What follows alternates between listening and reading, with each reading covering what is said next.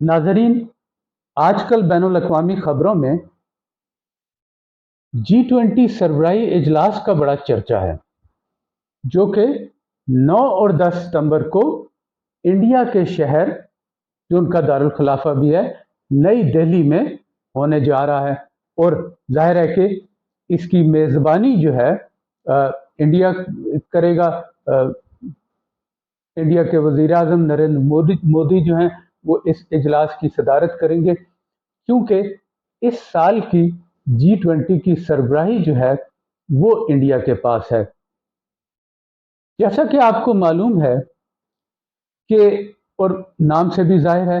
कि G20 जो है वो दुनिया के ताकतवर तरीन मुल्कों का इकट्ठ है। इसमें 19 ममालिक शामिल हैं जो माशी तौर पे इस वक्त दुनिया के मजबूत तरीन ममालिक हैं, और एक जो है वो यूरोपीय इत्तेहाद जो है वो इसका मेंबर है। तो इस लिहाज से आप देखिए कि चंद यूरोपीय ममालिक, जिनमें आप जर्मनी, इंग्लिस्तान, फ्रांस, इटली शामिल हैं, वो तो बराह रास्त अपनी माशी कारकर्दगी के बलबूते पर G20 का हिस्सा हैं। और इसके अलावा यूरोपीय यूनियन भी, जो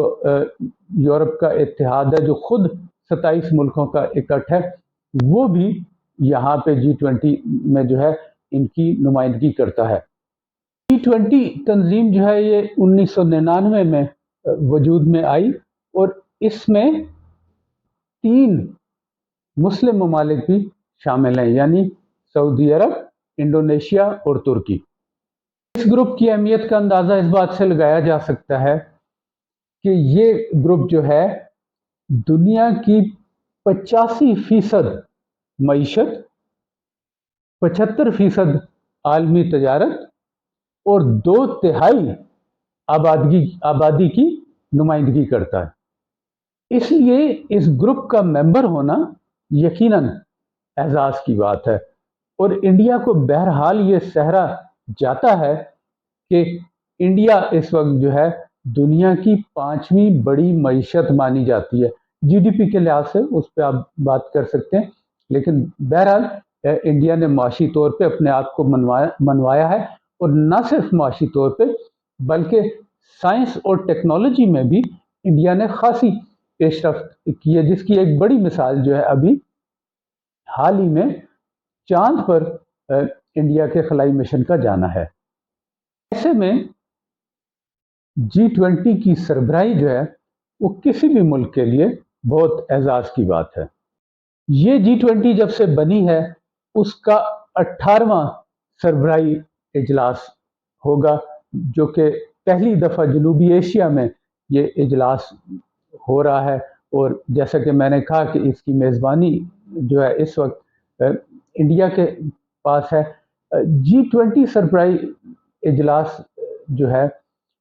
वो हर साल मुनक्किद होता है, और उस मुल्क में होता है जिसके पास G20 की सदारत होती है, क्योंकि ये सदारत भी जो है वो हर साल तब्दील होती रहती है, किसी एक मुल्क के पास नहीं रहती। पिछले साल G20 की सदारत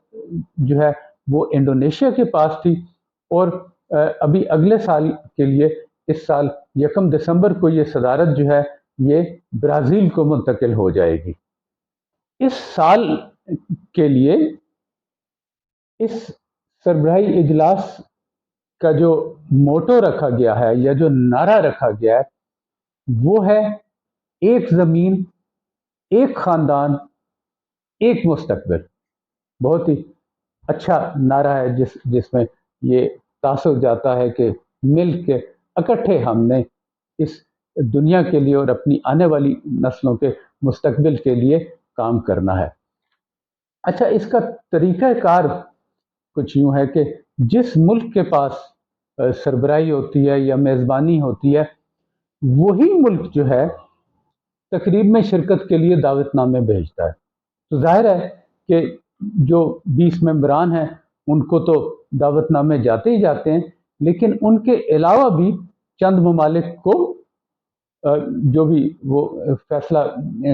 करते हैं मेज़बान बाकी मुल्कों की मुशावरत से, तो वो चंद मुल्क اور ملکوں کو بھی اور تنظیموں کو بھی جو ہے وہ اس اجلاس میں شرکت کی دعوت دی جاتی ہے۔ تو اس سال کے لیے اس سربراہی اجلاس کے لیے جو ہے وہ انڈیا نے قریباً 9 ممالک کو ممبران کے علاوہ جو ہے شرکت کا دعوت نامہ بھیجا ہے، اور ان ممالک کے اندر جو ہے بنگلہ دیش، مصر، Mauritius, Netherland, Nigeria, Oman, Singapore, Spain اور متحدہ عرب امارات شامل ہیں۔ اس کے علاوہ تقریباً 8 عالمی تنظیموں کو بھی شرکت کی دعوت دی گئی ہے، جن کے اندر ظاہر ہے اقوام متحدہ، IMF، ورلڈ بینک، WHO جو ہے اس طرح کی بڑی تنظیمیں جو ہیں وہ شامل ہیں، اور علاقائی تنظیموں میں بھی افریقی اتحاد، افریقن یونین اور آسیان جو جنوب مشرقی ایشیا کی تنظیم ہے، انہیں بھی دعوت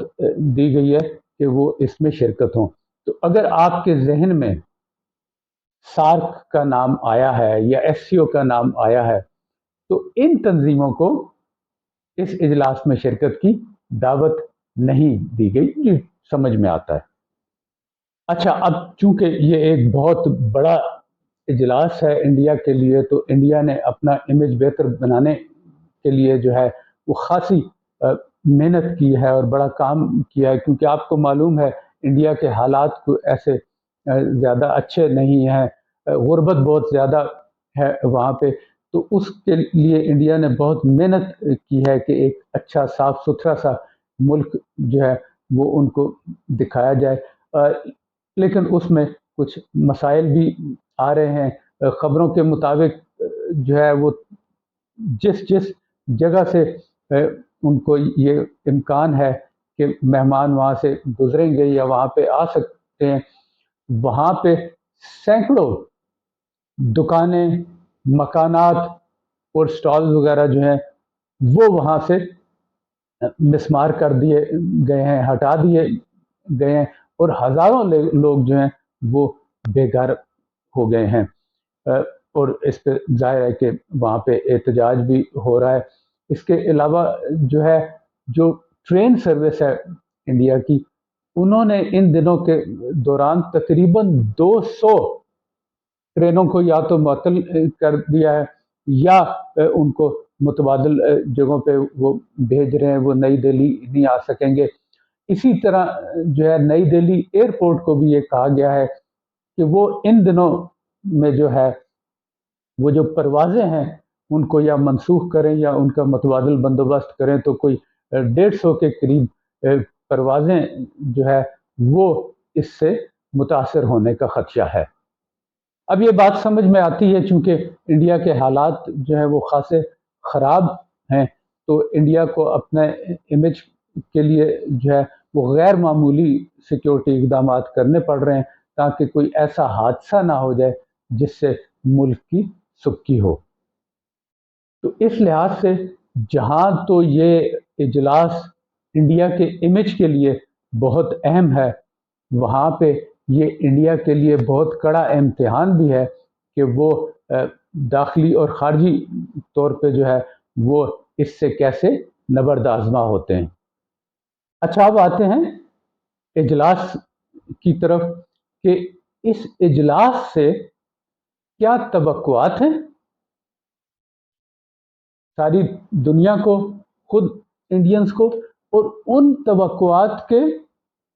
پورا اترنے کے امکانات کیا ہیں۔ آپ جانتے ہیں انگلستان کے جو وزیر اعظم ہیں رشی سونک، جو بھارتی نژاد ہیں، انہوں نے یہ بیان دیا ہے کہ اس وقت G20 کی سربراہی کے لیے انڈیا موزوں ترین ملک ہے۔ بہرحال ایک انڈین سے، ایک بھارتی سے یہی توقع کی جا سکتی ہے، اور پھر ویسے بھی باقی تمام مغربی ممالک سے بھی اس وقت جو انڈیا کے تعلقات چل رہے ہیں، تو وہ تو بات سمجھ میں آتی ہے کہ وہ اس قسم کے بیانات دیں گے، لیکن عالمی سیاسی حالات جو ہیں وہ اتنے موزوں نہیں ہیں۔ سب سے پہلے تو میں یہ بتا دوں کہ اس اجلاس کے لیے دو بڑے سربراہان مملکت جو ہیں انہوں نے معذرت کر لی ہے۔ ایک تو چین اور دوسرے انڈیا کے پرانے دوست روس۔ یہ دونوں ملکوں کے سربراہان جو ہیں وہ خود نہیں آ رہے، اور ابھی چند اور ملک ایسے ہیں جن کے سربراہان کے آنے کی تصدیق نہیں ہو سکی، لیکن غالب امکان یہی ہے کہ زیادہ تر جو ہے سربراہان مملکت جو ہیں وہ ذاتی حیثیت میں اس اجلاس میں شامل ہو سکیں گے۔ اچھا، اس اجلاس کی توقعات پہ بات کرنے سے پہلے ضروری ہے کہ یہ جائزہ لیا جائے کہ انڈیا نے اس پورے سال اپنی صدارت کے اندر جو ہے وہ کیا کارکردگی دکھائی ہے، اور یہ سال G20 کی جو ایکٹیویٹیز تھی اس کے لحاظ سے کیسا رہا ہے۔ کیونکہ آپ دیکھیے جو سربراہی اجلاس ہوتا ہے یہ بنیادی طور پہ جو پورے سال کی ایکٹیویٹیز ہوتی ہیں، جو پورے سال میں کارکردگی ہوتی ہے، کانفرنس تقریبات ہوتی رہتی ہیں، یہ بنیادی طور پہ ان کا عکاس یا نچوڑ ہوتا ہے۔ لیکن بدقسمتی سے یہ سال جو ہے وہ انڈیا کی کارکردگی کے لحاظ سے کوئی بہت اچھا نہیں رہا۔ میں خاص طور پہ G20 کی صدارت کے حوالے سے بات کر رہا ہوں، کیونکہ طریقہ کار یہ ہے کہ جب بھی کوئی عالمی سطح کی کوئی کانفرنس، کوئی میٹنگ ہوتی ہے، کوئی اجلاس ہوتا ہے، تو اس کے آخر میں ایک مشترکہ اعلامیہ جاری کیا جاتا ہے۔ وہ مشترکہ اعلامیہ جو ہے وہ اس اجلاس کا جو ہے وہ نچوڑ ہوتا ہے، اور وہ یہ بتاتا ہے کہ یہ اجلاس جو ہے اس میں کسی بات پہ تعاون کے اوپر جو ہے سب لوگ آمادہ ہو گئے ہیں اور یہ اجلاس کامیاب ہو گیا۔ تو اگر آپ ایک مشترکہ اعلامیہ جاری نہیں کر سکتے تھے تو ایسے اجلاس کو، ایسی میٹنگز کو جو ہے بین الاقوامی امور میں جو ہے کامیاب تصور نہیں کیا جاتا۔ تو یہ بڑا برا رہا اس لحاظ سے انڈیا کے لیے کہ اس تمام سال میں جتنی بھی تقریبات، جتنی بھی ایکٹیویٹیز ہوئیں انڈیا میں G20 کے حوالے سے، ان میں سے کسی میں بھی کوئی مشترکہ اعلامیہ جاری نہیں ہو سکتا۔ تو وہ آپ دیکھ لیجئے کہ پھر ان کی سکسیس جو ہے، ان کی کامیابی کے بارے میں جو ہے وہ شکوک پیدا ہوتے ہیں، اور اس سے یہ بھی پتہ چلتا ہے کہ G20 ممالک کے درمیان میں جو ہے وہ اختلافات کس نوعیت کے ہیں۔ تو ظاہر ہے کہ ہمیں یہ لگتا ہے کہ جو اب سربراہی اجلاس ہوگا، یہ اس کے اندر بھی جو ہے وہ ہمیں وہی ٹرینڈ نظر آئے گا جو کہ ہم پچھلے ایک سال سے دیکھ رہے ہیں۔ اچھا، اس کے علاوہ انڈیا نے ایک اور شرارت یہ کی، اس سال کے مئی میں ایک سیاحتی کانفرنس جو ہے وہ مقبوضہ کشمیر میں رکھ دی، جس پہ انڈیا کا قبضہ ہے، لیکن اس کو بین الاقوامی طور پہ انڈیا کا حصہ نہیں مانا جاتا۔ تو وہاں پہ کانفرنس، اور یہ ظاہر G20 سے متعلقہ کانفرنس تھی، وہاں رکھنے کی وجہ سے جو ہے وہ انڈیا کو خاصی ہزیمت اٹھانی پڑی، کیونکہ بہت سے ممالک میں شمولیت سے ہی انکار کر دیا اس اجلاس کے اندر۔ پھر جو دوسرے ممالک ہیں جنہوں نے اس اجلاس میں شرکت کی، انہوں نے بھی بہت نچلی سطح کے مندوبین کو وہاں پہ بھیج دیا، یا زیادہ تر نے تو یہ کیا کہ وہیں پہ جو لوکل ہیں، جو سفارت خانے میں کام کرتے ہیں یا انڈیا کے اندر کسی اور دفتر میں ان کے لوگ کام کر رہے ہیں، تو انہی کو خانہ پوری کے لیے انہوں نے جو ہے اس اجلاس میں بھیج دیا۔ تو اس لحاظ سے یہ اجلاس بڑی بری طرح ناکام ہوا، اور اس پہ یہ کہ اقوام متحدہ کے مندوب برائے اقلیتی امور جو ہیں انہوں نے بھی جو ہے وہ اس بات پہ انڈیا کی بڑی سرزنش کی کہ انڈیا نے جو ہے وہ ایک ایسی جگہ پہ کشمیر میں یہ اجلاس رکھ کے تو جو ہے یہ کوئی اچھا قدم نہیں اٹھایا۔ امید ہے کہ انڈیا نے اس سے سبق سیکھ لیا ہوگا اور اس دفعہ انڈیا کوئی ایسی احمقانہ حرکت نہیں کرے گا۔ بہرحال اب اس اجلاس کے حوالے سے تو بظاہر یہی نظر آتا ہے کہ مودی جو ہے انڈیا کے اندر تو ایک طبقے پہ شاید اپنا روب ڈالنے میں کامیاب ہو جائے کہ ایک بہت بڑی کانفرنس کی ہے اور اس کو بہت میڈیا کوریج وہ دے رہے ہیں اور آگے چل کے کانفرنس کے دوران بھی یقیناً دیں گے اور اس کو اپنی اچیومنٹس میں شمار کریں گے، لیکن بین الاقوامی طور پہ انڈیا کا یہ صدارتی سال جو ہے وہ بہت اچھا نہیں گردانا جائے گا۔ جہاں تک اس اجلاس کا تعلق ہے تو جیسا کہ میں نے پہلے بھی کہا کہ کسی بھی اجلاس کی کامیابی جو ہے یا اس کا نتیجہ جو ہے وہ اس کے مشترکہ اعلامیہ میں نظر آتا ہے۔ تو ابھی کم از کم 2 بڑے سربراہان کی غیر موجودگی اور پھر جو ہم نے دیکھا کہ پچھلے پورے سال میں کوئی مشترکہ اعلامیہ جاری نہیں ہو سکا، تو بظاہر ایسا ہی لگتا ہے کہ یہ اجلاس بھی کسی مشترکہ اعلامیہ کے بغیر ختم ہو جائے گا، جس کا مطلب یہ ہے کہ اس کو کامیاب تصور نہیں کیا جائے گا اور یہ کوئی انڈیا کے لیے جو ہے وہ کوئی اچھی بات نہیں ہوگی۔ بہرحال ابھی دیکھتے ہیں کہ 9 اور 10 کو جو ہے کیا ہوتا ہے اور یہ اجلاس جو ہے یہ نتیجہ خیز ثابت ہوتا ہے انڈیا کے لیے اور باقی گروپ کے لیے یا نہیں۔ آپ کی رائے کا انتظار رہے گا، اپنی رائے سے ضرور آگاہ کیجیے گا۔